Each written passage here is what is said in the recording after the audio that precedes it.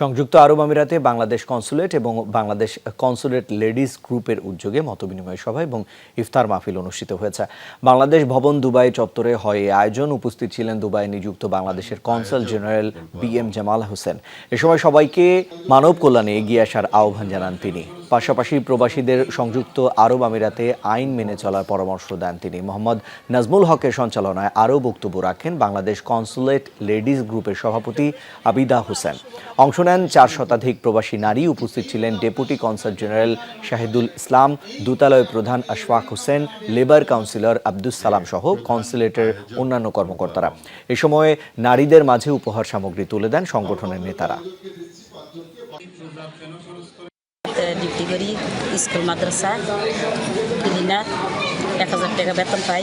প্রতি মাসে মাসে 10 তারিখে বেতন দিয়ে দেয়। এখানে আসার কারণে অনেক খুশি হয়েছি। মনে হচ্ছে না যে বাংলাদেশ থেকে এত দূরে আছি, মনে হচ্ছে নিজেদের পরিবারের মধ্যেই আছি।